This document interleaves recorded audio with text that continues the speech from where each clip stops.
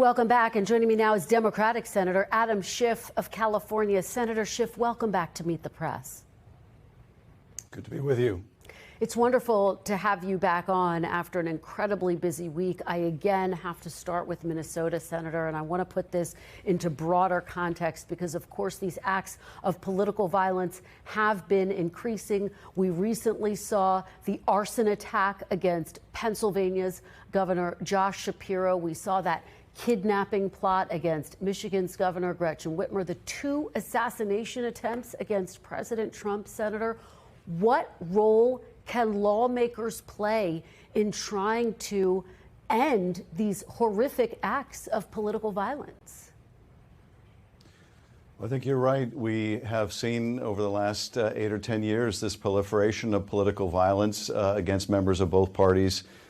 And I think one thing that has really contributed to it is the coarsening of the political dialogue, the way that people refer to their political opponents, the ad hominem nature of the attacks, the flirtation with violence, and some of the things, for example, that the president says, they, I think, are an encouragement to these reprehensible acts. We all have to acknowledge on both sides of the aisle the need to bring about a more civil discourse, but the need to condemn political violence, no matter who the target is.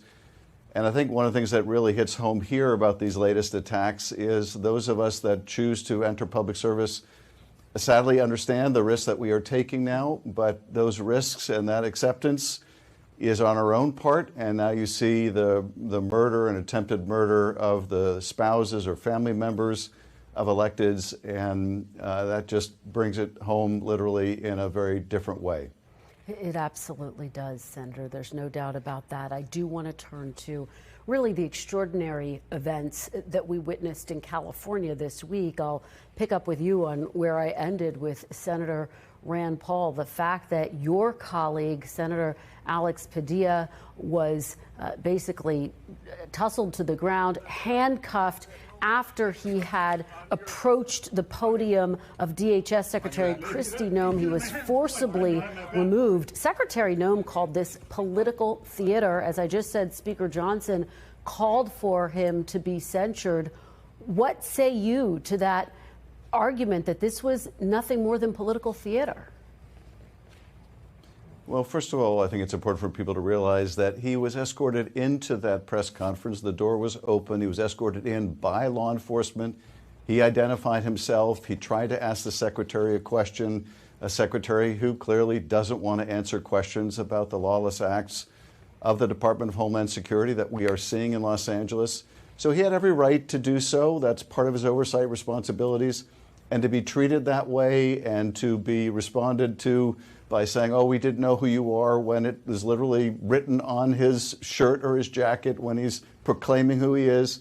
I don't buy it. And for those of us that know Alex, and it would be hard-pressed to find a more beloved senator on either side of the aisle, respected by members on both sides of the aisle, you know, for his intellect, for his demeanor, this is not some rabble-rouser. And to see him mistreated that way and tackled to the ground and shackled that way, and in the midst of what we're seeing more broadly in Los Angeles, is just atrocious. And I think all of us that work with him reacted with that kind of revulsion. But sadly, this is kind of the direction the administration is taking things, with the mass deportations, with the calling out of the military in violation of the law. We are just degenerating in terms of how laws are broken in this country. Very quickly, Senator, do you think he could have been more effective if he had, for example, asked for a meeting with Secretary Noem? Do you support the way he went about this? Oh, I think he has asked for meetings and he has asked for briefings. And of course, we don't see any kind of responsiveness to the administration. And it's our constituents in California that are being the subject of a lawless use of the military. In California, we cherish our National Guard. They're the first there to help out during earthquakes and floods and fires. We have a very special bond of trust with the National Guard. And so to see it misused this way, to potentially erode that trust, We also venerate the Marines, but to call in the Marines for no other reason, I think, than to add fuel to the fire is a terrible abuse of the military. So, Senator, let me ask you about that. President Trump's decision to deploy the National Guard, the Marines, despite the fact that California Governor Gavin Newsom said he did not need that, did not want that. President Trump said the city would have, quote, burned to the ground without his aid. Do you think local officials had that situation under control? Yes, I do. And, let's call the president's statement what it is, and that's just a flat-out lie.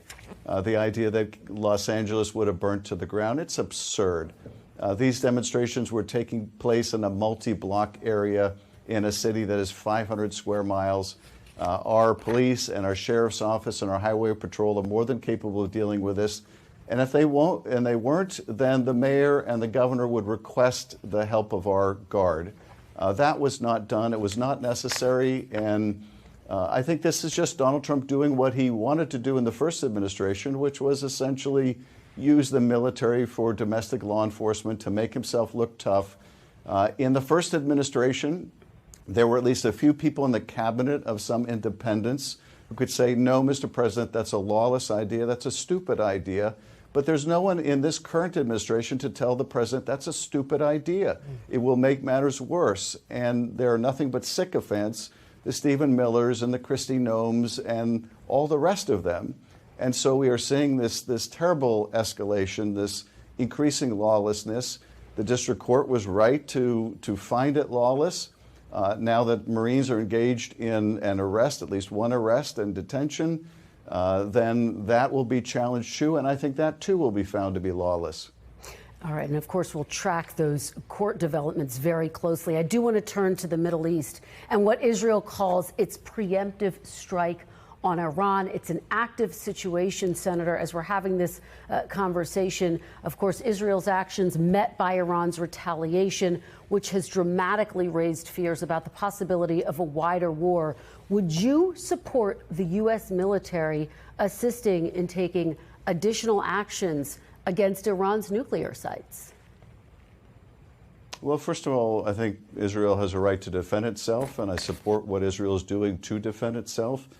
Israel clearly made the calculus that at a moment when Iran has been weakened by the incapacity of its militia, of Hezbollah and its other actors, the state-sponsored terrorism that engaged in once it's been weakened, I think they found this the opportune moment to go after a nuclear program that was coming closer and closer to fruition.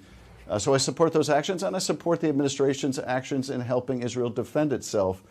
In terms of whether the administration should go further and engage in direct hostilities against Iran, that's not something I support. Now, I have to caveat that by saying I have not been able to get recently an intelligence briefing on whether Iran is trying to break out to get a bomb. But I think the United States should be very loath to engage in another war after the wars in Iraq and Afghanistan.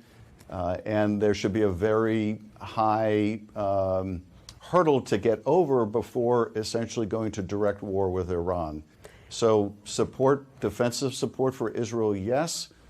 In the absence, in my view, of seeing more compelling evidence that this is in the imminent national security needs of the United States, I wouldn't go beyond defensive support.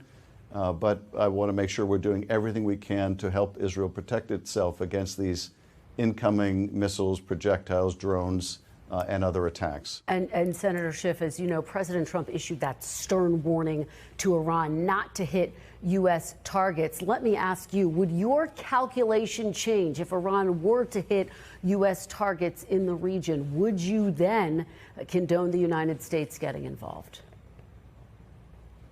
Yes, if Iran attacks the United States, when the administration has made it very clear that we have not been part of the offensive operations against Iran, if they should respond by attacking us, then we should respond by defending ourselves. And then I think Iran opens itself up to potential attacks on Fordow or elsewhere. So I second the president's statement that Iran must not attack the United States, our forces, our people, or our interests. All right. Senator Adam Schiff covered a lot of ground today. Thank you so much, and happy Father's Day to you. Hope you have a great day. Thank you very much. We thank you for watching, and remember, stay updated on breaking news and top stories on the NBC News app or watch live on our YouTube channel.